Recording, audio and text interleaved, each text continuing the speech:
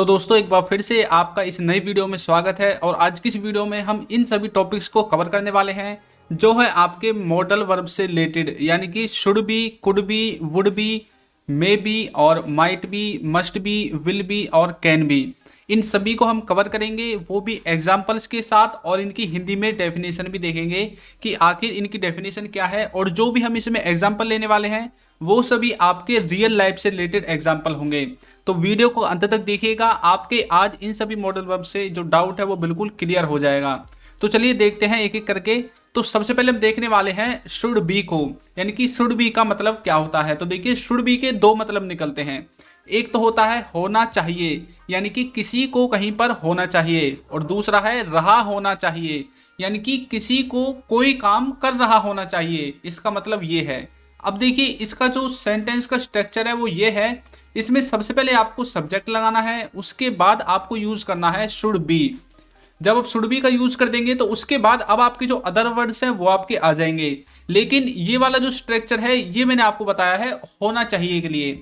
अब जो दूसरा है रहा होना चाहिए, अब देखिए रहा होना चाहिए यानी कि कंटिन्यूअस क्रिया है, यानी कि कंटिन्यूअस टेंस में। अब देखिए जो कंटिन्यूअस टेंस होता है उसमें आपको पता है वर्ब के साथ आईएनजी लगती है, फिर चाहे वो पास्ट हो, फ्यूचर हो या फिर प्रेजेंट कंटिन्यूअस हो, कोई सा भी कंटिन्यूअस टेंस हो, सबके साथ वर्ब में आईएनजी लगती है। तो इसमें जब शुड बी के साथ वर्ब आएगी तो आपको उसमें आईएनजी लगाकर इसे रहा होना चाहिए वाला सेंस दे देना है। तो चलिए इसके कुछ एग्जांपल्स देख लेते हैं। जैसे कि उसे घर पर होना चाहिए, उसे घर पर होना चाहिए, इसमें कोई भी कार्य नहीं है, इसमें सिर्फ हम इंफॉर्मेशन दे रहे हैं या फिर इंफॉर्मेशन ले रहे हैं।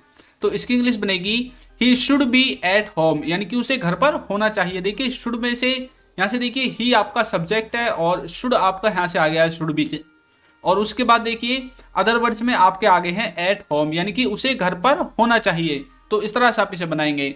नेक्स्ट देखिए उसे खेल रहा होना चाहिए। अब यहाँ पर देखिए रहा होना चाहिए, यहाँ पर दूसरे वाले सेंस से आ गया है। अब खेलने ये कोई काम है खेलना। अब इसके देखिए इसमें हम आईएनजी लगाएंगे, जैसे कि ही शुड बी प्लेइंग, यानी कि उसे खेल रहा होना चाहिए। अब देखिए शुड बी के साथ प्ले, प्ले की आपकी वर्ब, मैंने आपको बोला था वर्ब के साथ आईएनजी, क्योंकि कंटिन्यूअस टेंस है। कंटिन्यूअस टेंस में कहीं पर भी आपको दिखे तो आपको वर्ब के साथ आईएनजी लगा देनी है, यदि आपको ऐसा लगता है कि ये कंटिन्यूअस टेंस है। अब चलिए नेक्स्ट देखते हैं। नेक्स्ट एग्जांपल क्या है, पापा को ऑफिस में होना चाहिए। ये फिर से विदाउट वर्ब वाला आ गया। अब इसकी इंग्लिश बनेगी पापा शुड बी इन ऑफिस, यानी कि पापा को ऑफिस में होना चाहिए। तो इस तरह से आप इसे ट्रांसलेट कर सकते हैं। तो आपको शुड बी अच्छे से समझ में आ गया होगा। तो चलिए अब देखते हैं अपने नेक्स्ट को, जो है हमारा कुड बी। कुड बी का इंग्लिश में क्या मतलब होता है। कुड बी के देखिए दो मतलब निकलते हैं। एक तो होता है आपका हो सकती है या फिर हो सकता है, और जो दूसरा मतलब है वो निकलेगा हो सकती थी या फिर हो सकता था। अब देखिए है और था दोनों कुड बी से ही निकल जाएंगे। अब आप इसमें डिफरेंस कैसे करोगे कि सर हमें डिफरेंस कैसे करें कि ये प्रेजेंट के लिए या पास्ट के लिए, यानी कि कुड बी का यूज हम प्रेजेंट में भी करते हैं और पास्ट में भी करते हैं। अब कैसे पता चलेगा प्रेजेंट में है या पास्ट में है। तो देखिए यहाँ पर लिखा हुआ है, सबसे पहले सब्जेक्ट लिखना है आपको, उसके बाद कुड बी और उसके बाद आपके अदर वर्ड्स। तो ये आपका स्ट्रक्चर सेम है पिछले वाले की तरह, सिर्फ इसमें मैंने जो है शुड के स्थान पर कुड का यूज कर दिया है। अब देखिए कैसे पता चलेगा कि प्रेजेंट में या पास्ट में। मैंने नीचे दो एग्जांपल दिए हुए हैं। पहला एग्जांपल है it could be risky, do not do it. इसका मतलब है कि it could be risky, risky का मतलब है कि ये रिस्क भरा हो सकता है, यानी कि इट कुड बी रिस्की, यह रिस्क भरा हो सकता है। यहां तक की जो लाइन है इट कुड बी रिस्की, यहां तक हमें नहीं पता चला कि पास्ट है या प्रेजेंट है। अब इसके बाद देखिए नेक्स्ट क्या लिखा हुआ है, डू नॉट डू इट, यानी कि इसे मत करो। It could be risky, do not do it, इसे मत करो, यह रिस्की हो सकता है। वैसे आप जानते हैं डू का यूज हम प्रेजेंट में करते हैं, तो आपको पता चल गया कि प्रेजेंट में है या पास्ट में, पता चल गया होगा। डू से भी पता चल गया आपको कि प्रेजेंट में है। तो it could be risky, do not do it, यानी कि यह रिस्की हो सकता है, इसे मत करो। तो इस तरह से जो है हमें इससे पता चल गया डू नॉट डू इट से कि ये प्रेजेंट में है। तो इसी तरह से आपके सेंटेंस में भी कोई ना कोई ऐसा जो वर्ड दिया होगा जिससे आपको पता चल जाएगा वो पास्ट में है या प्रेजेंट में है। नेक्स्ट देखिए he could be here right now. He could be here right now, वह यहाँ हो सकता है, हो सकता था, हमें नहीं पता यहाँ तक। राइट नाउ का मतलब होता है अभी, यानी कि अभी वह यहाँ हो सकता है या फिर हो सकता था, यहाँ तक हमें पता नहीं चला। अब हम देखिए कॉमा के बाद देखते हैं बट ही वाज नॉट, परंतु वह नहीं था। अब देखिए ये जो वाज है इस समय पता चल गया ये पास्ट का है, तो ऐसे में पता लगा सकते हैं कि कौन सा प्रेजेंट में कौन सा पास्ट में है। तो इसका मतलब है he could be here right now, वह भी यहाँ पर हो सकता था परंतु वह यहाँ पर नहीं है, तो या फिर वह यहाँ पर नहीं था। तो इस तरह से आप इनका सेंस निकाल सकते हैं। तो आशा है कि आपको कुड भी अच्छे से समझ में आ गया होगा। तो चलिए अब अपना नेक्स्ट देखते हैं। उससे पहले फ्रेंड्स यदि अभी तक आपने हमारे ऐप को डाउनलोड नहीं किया है तो डिस्क्रिप्शन में लिंक है, वहां से जरा आप उसे कर सकते हैं। और ये हमारी सभी बुक्स हैं, मैंने हर एक टॉपिक पर एक एक डिफरेंट बुक बनाई हुई है। तो जी जितनी भी बुक्स हैं ये सभी बुक्स आपको हमारे इसी ऐप में मिलेंगी। तो ऐप का लिंक आपको डिस्क्रिप्शन में है, ज़्यादा बड़ा नहीं है, 4-5 MB का ऐप है, डाउनलोड कर लीजिए। उसके बाद आपको ऐप में फ्री में सारी इंग्लिश ग्रामर मिल जाएगी। ये जो बुक में ग्रामर है वो सभी ग्रामर मैंने फ्री में दे रखी है ऐप में, लेकिन यदि आप इनकी PDF चाहते हैं तो आपको एक अलग सेक्शन मिलेगा माई बुक्स के नाम से ऐप में ही, वहां से जाकर आप इन्हें खरीद भी सकते हैं। तो चलिए अब देखते हैं नेक्स्ट जो है हमारा वुड बी। वुड बी का मतलब क्या होता है? वुड बी का मतलब देखिए होता है होगा या फिर रहा होगा। अब ये होगा का मतलब क्या है और रहा होगा का मतलब क्या है? रहा होगा का मतलब है कि आपकी पॉसिबिलिटी में, आपकी संभावना में कोई काम प्रेजेंट में हो रहा होगा, आप उसमें जो है कंफर्म नहीं है कि भाई ऐसा हो रहा होगा या फिर नहीं हो रहा होगा। आपके अंदाजे से आपको ऐसा लगता है भाई अभी इस तरह ये काम हो रहा होगा, ये तो होगा रहा होगा। और ये होगा वाला सेंस है कि कोई प्रेजेंट में कहीं पर होगा या फिर कोई चीज प्रेजेंट में कहीं पर रखी होगी, ये वाला सेंस इससे निकलेगा। अब देखिए इसका स्ट्रक्चर किस तरह से काम करेगा। इसमें आपको सबसे पहले यूज करना है सब्जेक्ट का, यानी कि जो भी आपका सब्जेक्ट है उसके बाद आपको लगाना है वुड बी। अब वुड बी के बाद फिर से आपके जो अदर वर्ड्स है वो आपके आ जाएंगे। और यदि रहा होगा वाला यानी कि कंटिन्यूस वाला जो सेंस उसमें लगे तो आपको वर्ब के साथ ING लगा देनी है। अब नेक्स्ट देखिए जो इसके एग्जांपल्स हैं, वह घर पर होगा। अब कोई चीज कहीं पर होगी, इसमें कोई क्रिया नहीं है, तो ये हमारा बनेगा इस होगा वाले सेंस से। तो इसकी इंग्लिश बनेगी he would be at home, यानी कि वह घर पर होगा। अब ये he would be at home इसका मतलब है कि हमें जो है पक्का नहीं पता भाई हमारे हिसाब से वो वहां पर होगा। अब जैसे मान लीजिए आपके घर में आपकी मम्मी या फिर आपके घर का कोई और सदस्य आपसे पूछने लगे कि भाई बाइक की चाबी या फिर गाड़ी की चाबी कहाँ पर रखी है, तो आप बोलोगे दराज में रखी होगी। पक्की नहीं पता आपको, आपने बोला दराज में रखी होगी, तो आप उससे बोल सकते हो कि इट वुड बी इन कहाँ पे, दराज में। आपकी जो दराज है, टेबल है, कहीं भी वहां पर रखी होगी। तो इसमें वुड का यूज कर सकते हैं बी के साथ। तो इस तरह से जब आपको पक्का नहीं पता लेकिन आपको संभावना लगती है कि भाई वहां पर मिल सकती है आपको, तो तब आप वुड बी का यूज कर सकते हैं। अब जैसे आपका घर वाले पूछने लगे कि भाई तुम्हारे पापा जी कहाँ पर हैं, तो आप बोल सकते हो कि they would be outside the house, यानी कि वे घर से बाहर होंगे या फिर घर से बाहर हो सकते हैं। तो इस तरह से भी आप वुड बी का यूज कर सकते हैं। नेक्स्ट देखिए वह खेल रहा होगा। वह खेल रहा होगा यानी कि इसका मतलब है इसमें क्रिया है किसकी, खेलने की। मैंने आपको पिछले एग्जाम्पल भी बताया था, लेकिन इस बार मैं इसको आपको वुड से करा के दिखाऊंगा। वह खेल रहा होगा, तो इसकी इंग्लिश बनेगी ही वुड बी प्लेइंग। अब देखिए प्ले के साथ फिर से ING आ गया क्योंकि ये क्या है, कंटिन्यूअस वाली जो क्रिया है ये दिखा रहा है। नेक्स्ट देखिए पापा जी ऑफिस में होंगे। पापा वुड बी इन ऑफिस, यानी कि पापा ऑफिस में होंगे, इस तरह का सेंस इससे निकलेगा। तो आशा है कि आपको वुड बी भी समझ में आ गया होगा। अब देखते हैं नेक्स्ट हमारा जो है कैन बी। कैन बी का सिर्फ एक ही सेंस निकलता है जो है आपका हो सकते हैं या फिर हो सकता है, यानी कि प्रेजेंट में कोई कहीं पर हो सकता है या फिर हो सकते हैं। तो इस तरह का जो सेंस है वो निकलेगा आपका कैन बी से। अब देखिए इसका स्ट्रक्चर किस तरह से बनेगा। इसके स्ट्रक्चर में आपको सबसे पहले सब्जेक्ट यूज करना है, उसके बाद लिखना है कैन बी, और उसके बाद आपके जो अदर वर्ड्स हैं वो आपको लिख देने हैं।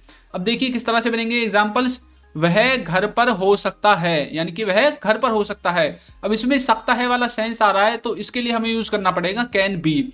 तो he can be at home, आप इसमें कुड बी लगा सकते हो, he could be at home, लेकिन जो कुड बी है, कुड बी की पॉसिबिलिटी कैन से कम हो जाती है, कैन की पॉसिबिलिटी हाई है कुड से। तो आप he could be at home भी लगा सकते हो, कोई दिक्कत नहीं है। जरूर नहीं है कुड को आपको पास्ट में यूज करना, मैंने आपको भी बताया था, आप उसे प्रेजेंट में भी यूज कर सकते हैं। तो he could be at home उसकी पॉसिबिलिटी को कम करने के लिए। मम्मी रसोई में हो सकती है, तो इसकी इंग्लिश बनेगी mummy can be in kitchen, यानी कि मम्मी किचन में हो सकती है, रसोई में हो सकती है। इस तरह से आप इसे बना सकते हैं। यदि आपको पक्का नहीं पता कि भी किचन में है या नहीं है, लेकिन जो है सकता वाला सेंस आ रहा है, तो आप इसमें कुड यूज कर सकते हो। तो यानी कि mummy could be in kitchen, mummy kitchen में हो सकती है। तो इस तरह से आप इन्हें बना सकते हैं। तो चलिए अब इसका जो नेक्स्ट पार्ट है उसे देखते हैं, जिसमें हम पढ़ने वाले हैं विल बी। अब देखिए विल बी का मतलब भी है होगा या फिर रहा होगा, लेकिन जो वुड भी है वो हमने प्रेजेंट को लगाकर पढ़ा था। विल भी पढ़ेंगे हम आने वाले समय में, यानी कि अभी तो कार्य शुरू भी नहीं हुआ, लेकिन आने वाले समय में ऐसा होगा या फिर ऐसा हो रहा होगा। कुछ ऐसा सेंस विल बी से निकलेगा। अब देखिए कि इसका स्ट्रक्चर क्या है। इसके स्ट्रक्चर में भी आपको सबसे पहले सब्जेक्ट, उसके बाद विल बी, उसके बाद आपके अदर वर्ड्स जो भी हैं वो आपके आ जाएंगे। अब देखिए इसके कुछ एग्जाम्पल्स बताता हूं। वह घर पर होगा, वह घर पर होगा प्रेजेंट में नहीं बल्कि आने वाले समय में, आने वाले भविष्य काल में वो घर पर होगा, इस तरह का सेंस इसमें बताया जाएगा। यदि प्रेजेंट की बात करेंगे तो वुड आएगा, भविष्य की बात करेंगे तो विल आएगा। अब इसकी इंग्लिश बनेगी he will be at home, यानी कि वह घर पर होगा। तो इस तरह से आप इसे बना सकते हैं। नेक्स्ट देखिए, वह खेल रहा होगा, आने वाले समय में कोई कार्य हो रहा होगा। वैसे यह वह खेल रहा होगा, ये वाला जो सेंटेंस है ये आपका फ्यूचर का कंटिन्यूअस है। आप देख रहे हो ही विल बी प्लेइंग, यानी कि वह खेल रहा होगा। यदि प्रेजेंट की बोलेंगे तो ही वुड बी प्लेइंग, लेकिन जो ही विल बी प्लेइंग है ये श्योर है, ये जो क्रिया है ये निश्चित कर दी गई है आपके द्वारा, भाई इस टाइम पर वो खेल रहा होगा, प्रेजेंट में नहीं फ्यूचर में। नेक्स्ट देखिए, पापा जी ऑफिस में होंगे, तो पापा वुड बी इन ऑफिस, यानी कि पापा जी ऑफिस में होंगे, ये प्रेजेंट के लिए। यदि हम विल बी का यूज कर देंगे तो ये भविष्य के लिए पहुंच जाएगा, तो पापा विल बी इन ऑफिस ये भविष्य के लिए है। तो चलिए नेक्स्ट देखते हैं जो है हमारा मे बी। अब देखिए मे बी का मतलब होता है शायद। अब देखिए मे का यूज आप सबके साथ कर सकते हैं, चाहे वो शुड है, वुड है, कुड है, कैन है, कोई भी है, सबके साथ आप मे का यूज कर सकते हैं उनके स्थान पर। लेकिन इसका मीनिंग निकलेगा शायद 50-50%, यानी कि आपको पक्का नहीं पता। इसकी जो देखिए स्ट्रक्चर क्या है, इसके स्ट्रक्चर में आपको सबसे पहले सब्जेक्ट, उसके बाद मे बी, उसके बाद अदर वर्ड्स जो है आपके आ जाएंगे।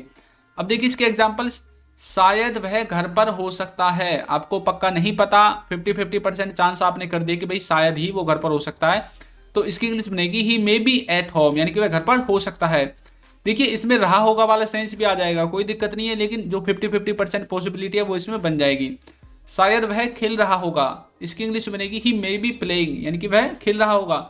अब जरूरी नहीं है यहाँ पर होगा ही आएगा, इसमें सकता भी आ सकता है, शायद वह खेल रहा हो सकता है, ही मे बी प्लेइंग, ऐसा भी सेंस निकल सकता है। तो ये आपके बोलने के तरीके पर, आपके बोलने के सलीके पर डिपेंड करेगा कि आप सेंटेंस को किस तरह से बोलना चाहते हैं। नेक्स्ट देखिए, नेक्स्ट है आपका माइट बी। अब माइट बी क्या होता है, इसकी जो संभावना होती है वो मे से कम होती है, और इसका जो सेंस है वो निकलेगा शायद ही। जो हमने पिछला वाला देखा था उसका सेंस निकला था शायद, अब लेकिन जो ये है इसका सेंस निकलेगा शायद ही। अब देखिए इसका स्ट्रक्चर सेम है, मे की जगह माइट लगा देना है, शायद ही वह घर पर हो सकता है, आपको बिल्कुल भी पक्का नहीं पता, 20-30% पता है, बाकी तुक्का मार रहे हो आप, इस तरह का सेंसेस में निकलता है। अब इसकी इंग्लिश बनेगी he might be at home, शायद ही वह घर पर हो सकता है, शायद ही वह खेल रहा होगा, शायद ही वह पढ़ रहा होगा। तो he might be playing, he might be studying, he might be reading, he might be sleeping. तो इस तरह से आप इनके बहुत सारे सेंटेंसेस बना बनाकर प्रैक्टिस कर सकते हैं।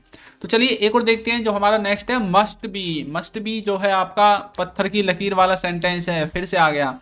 मस्ट बी का मतलब है जरूर, यानी कि कोई चीज जरूर होगी, आपके हिसाब से पत्थर की लकीर है, भाई मैंने बोल दिया तो वहीं पर होगा, नहीं होगा तो मुझे पीट देना, कुछ ऐसा सेंस में निकलता है। अब देखिए यहाँ पर क्या है, मस्ट बी मतलब जरूर, तो इसकी जो सेंटेंस का स्ट्रक्चर वो निकलेगा, सबसे पहले सब्जेक्ट, उसके बाद मस्ट बी, उसके बाद आपके अदर वर्ड्स हैं वो आपके आ जाएंगे। अब देखिए इसकी इंग्लिश क्या, इंग्लिश नहीं, इसके एग्जांपल्स देखते हैं।